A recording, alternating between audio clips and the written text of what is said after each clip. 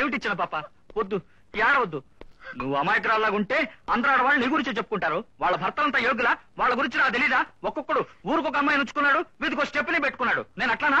6 గంటలకు డ్యూటీ అయిపోగానే కరెక్ట్ గా 5 నిమిషాలు ఇంటికి వచ్చి నీ కొంగు పట్టుకుని తిరగట్లా? నా మొగుడి కాలి కొడి సరిపోతారు మీ మొగుళ్ళని. నువ్వు ఒక్కొక్క దాన్ని నిలదీసి అడగచ్చుగా. అందరూ వీక్ పాయింట్స్ చెప్తే నువ్వు ప్లస్ పాయింట్ చెప్పు. చాలరా నీ ప్లస్ పాయింట్. పొట్టి ప్లస్ పాయింట్ అన్నం పెడుతుందా? అసలు నీకేం తెలియదు, నువ్వు మాట్లాడుకో. ఇలా చూడండి, నేను ఏంటి కోడల్ని, మీరేం మాట్లాడినా నాకు అర్థమయ్యేటట్టు మాట్లాడండి. నీకు సపోర్ట్ గానే మాట్లాడుతున్నాను. ఒరే, నీకెంత జీతం వస్తుంది? అన్ని కటింగ్స్ పోగా 800 సంథింగ్ వస్తుంది. ఆ 800లో ఎలా ఖర్చులు పెట్టి కుటుంబాన్ని ఎదుగు రావాలనుకుంటున్నావు? ఇప్పుడున్న ధరలకి నీకు నాకు నీ పెళ్ళానికి ముగ్గురికి భోజనాలకే సరిపోతుంది. మిగతా ఖర్చులు లేవా? అరిచే, మీ నాన్న చేసే గొడవ చాలదని నువ్వు ఒకటివి అన్నీ చేయకుండా తాగలేవు. చెప్పరా? ప్రతి నెల ఈ 2 పిల్లలకి మాత్రం ఎంత ఖర్చు అవుతుందో తెలుసా నీకు? అలా అడగండి. పెళ్ళైన మొదటి రాత్రే చెప్పాను, బిడ్డలు ఇప్పుడే వద్దు బావా, మీకు ప్రమోషన్ రానివ్వండి అని. కాదు ఒకే ఒక బిడ్డ ఉండని అని హడావుడుగా ఇచ్చారు. అది దేవుడిచ్చాడు. రెండో బిడ్డకైనా గ్యాప్ ఇవ్వండి అన్నాను. చింటూ వేశారే. మగాళ్ళకే నోటితో చెప్పేయగలరు, ఆడదాన్ని గడియ పెట్టమంటే పెట్టేగా తీరాలి. నీ మనస్సాక్షి అడిగి చెప్పు, నువ్వు కావాలని గడియ పెట్టలేదా? చిచ్చి, నోరు మూసుకోరా. నీ గురించి నాకు తెలీదు. ఇంటికి బంధువులు వచ్చారు, ఒక్కరోజు బయట పడుకోరా అంటే 1,00,000 సాకులు చెప్తావే నువ్వు. సరే, అది నా వీక్నెస్. అదే తిప్పి చెప్తే ఏంటి అర్థం? దానికి బొమ్మలో కొట్టు పెట్టడానికి ఏంటి సంబంధం? చాలా సంబంధం ఉందిరా. ఎదురింటి ఆయన కూడా నీలాగే హెడ్ కానిస్టేబుల్. ఆయనకి 3 ఆటోలు. దీనికే ఉంటావు? నీకు చేతులు లేవా? సాపొచ్చు కదా. దానికి కూడా దమ్ములు లేవా? జేబులు ఒకటి పెద్ద. ఆగండి, మీరిద్దరు ఏంటి ఓ పోలీసుడు పెళ్ళం తల్లిలాగానే మాట్లాడుతున్నారు? ఈ వీరాస్వామి నాయుడు పోలీస్ డిపార్ట్మెంట్ కే ఒక ఎగ్జాంపుల్ గా ఉంటాడు. ఐ మీన్ ఉదాహరణ. నేను జీవితంలో చివరి వరకు ఒక వీర పథకం అందుకోపోవచ్చు, అది వేరే విషయం. కానీ బయట చేయి చాచానని బ్లాక్ మార్క్ ఏ పరిస్థితులను తెచ్చుకోరమ్మా. ఇదే మా అమ్మ మీద ఒట్టు. చేతి ఇదే గౌరవం అనుకుంటే కొట్టు గురించి మాట్లాడుకు. నోరు మూసుకొని రేషన్ కొట్టుకెళ్ళిరా.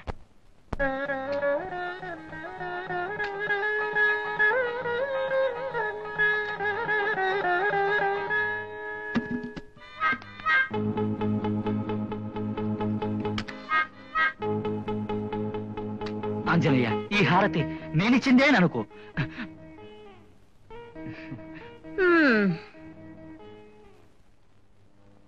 ఆంజనేయ, రాముడికి నువ్వెలాగో నీకు నేను అలాగే. ఇంకా చెప్పాలంటే నువ్వు రాముడికి మాత్రమే మొక్కుతావు, కానీ నేను రోడ్లో కోతులాడించేవాడి కోతికి కూడా చంపలేసుకుని మరీ మొక్కుతాను. అటువంటి నన్ను పరీక్షించొచ్చా? నాకు పోలీసు ఉద్యోగానికి ఏం సంబంధం ఉంది?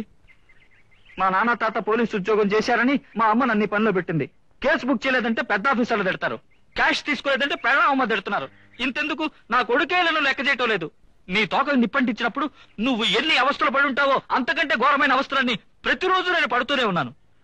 ఇలా చూడు ఆంజనేయ, నిజంగా నీకు శక్తి ఉంటే, నా మీద ప్రేమంటూ ఉంటే ఏదైనా ఒక రూపంలో వచ్చి నన్ను కాపాడు ఆంజనేయ, కాపాడు.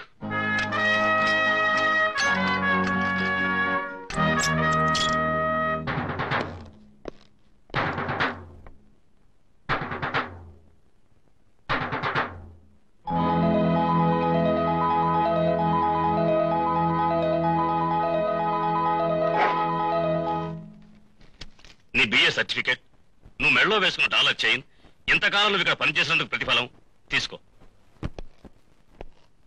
ఇలా చూడు, ఎవరు తప్పు చేసినా ధైర్యంగా ఎదుర్కోమని మీ మామయ్య చెప్పాడు అని మళ్ళీ ఇంకో హత్య చేసి జైలుకు రావద్దు.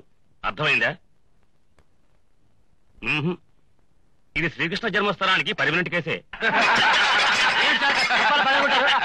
ఒకటి పగిలిన దానికి అడుగుతున్నావే.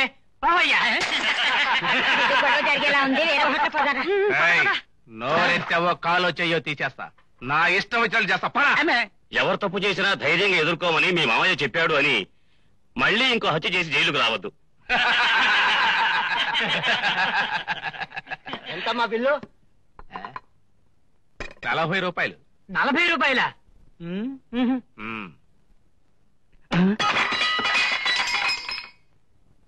ఈ బిల్లు కూడా కల్పించాయి. నేను తిన్నదానికే నా దగ్గర డబ్బులున్నాయి. అబద్ధం ఆడావో? నిజంగా నా దగ్గర 2 రూపాయలు ఉన్నాయి. ఏంట్రా జేబెత్తుగా ఉంది? ఇదెవరిదే? 3 మాసాల క్రితం నా పెళ్ళాం పురుటి కోసం తాకట్టెట్టాను. ఈ రోజు ఇడిపించుకున్నాను. అప్పుడు మా కోసం ఇంకోసారి పెట్టు. వద్దయ్యా, నేను పెట్టలేనయ్యా. నీ రిక్షా ఉన్నాయా? ఎవరు తప్పు చేసినా కూడా ధైర్యంగా ఎదిరించమని మా మావయ్య చెప్పాడు.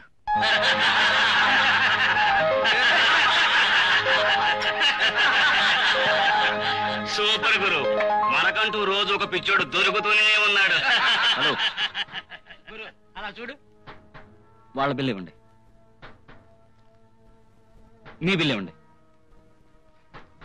వెళ్ళండి. సర్వర్, నా బిల్లు ఇవ్వండి. హలో, ఈ 3 బిల్లులు వాళ్ళనే కట్టమను. వెళ్ళు. ఈ 3 బిల్లులు మిమ్మల్నే కట్టమన్నారు. మీరిద్దరు కూర్చోండి. రై, నువ్వు వెళ్ళకు చూపు చూడు.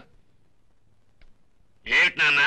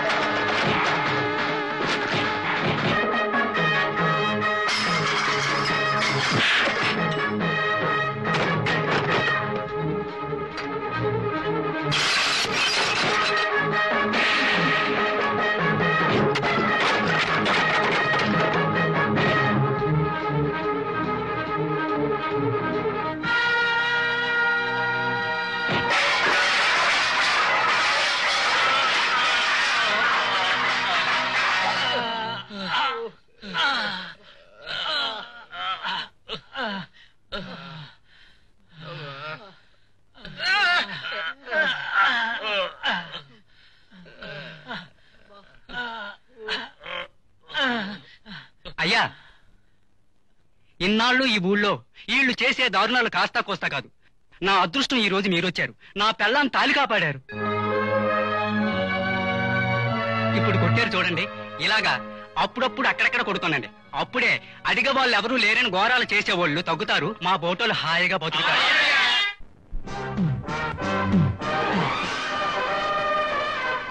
రాజ్యాంగం నా రాజ్యాంగం నా రాజ్యాంగం